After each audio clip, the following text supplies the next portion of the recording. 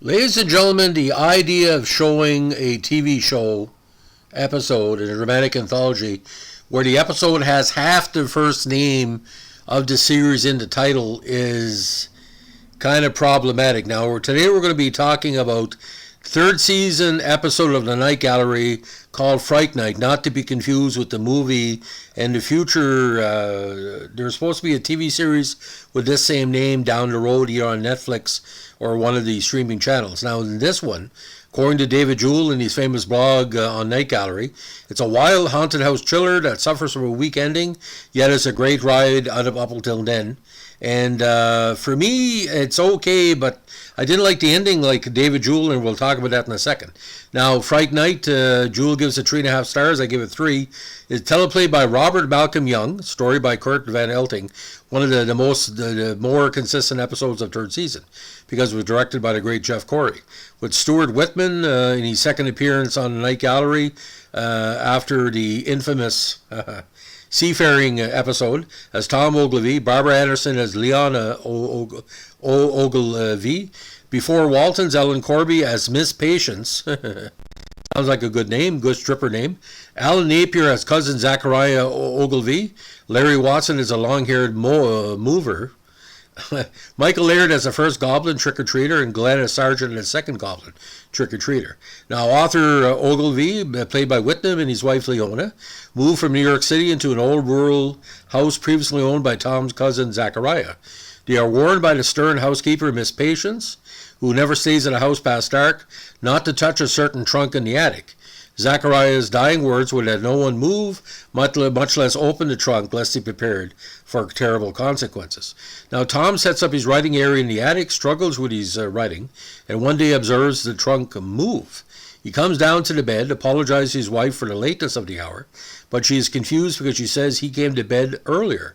He's sure he did not do such a thing, then notices the indentation of a person's head on his pillow. We then get a special effects laden sequence around the trunk in the attic where it sounds as though a man and a woman, we don't know if it's spirits, ghosts, or demons, are discussing how to possess the Ogilvies.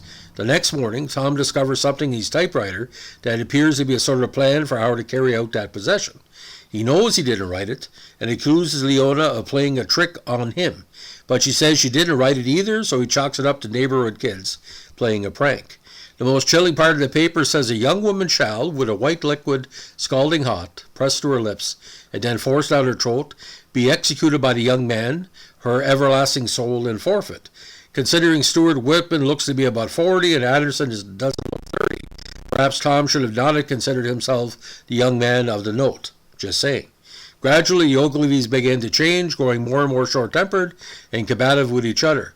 Shades of the writer and his wife in similar isolation in movies such as The Shining, which there's some parallel here but not much. Leona decides that the trunk is causing this change in them, and despite the warnings of the housekeeper, arranges to have it removed. Then, after its removal, it reappears again in the attic.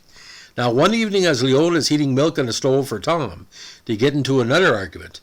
Tempers and milk both begin to boil over, and Tom grabs the pan of scalding milk on the stove, and a terrifying moment is about to pour it in Leona's mouth when the doorbell rings, breaking the spell of their fury.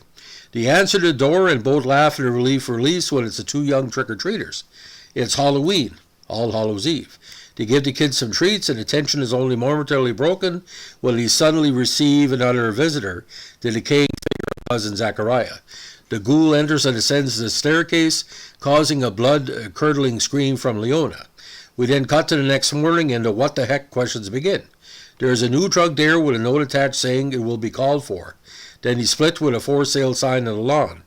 We have no idea what this ending means, which spoils the fun that happened up until then, but not totally by any means. Now, Corey, in his ninth and final Night Gallery directorial assignment, shows a talent he had cultivated during the previous 8 outings. In both some subtle pans and also the special effects shots, he keeps the story rolling and engaging. This is one is a real thrill ride, reminiscent of Season 2, A Question of Fear, though with a much more disappointing ending. The blame would go to the script, or perhaps to the time restraints which prevented a more coherent denouement.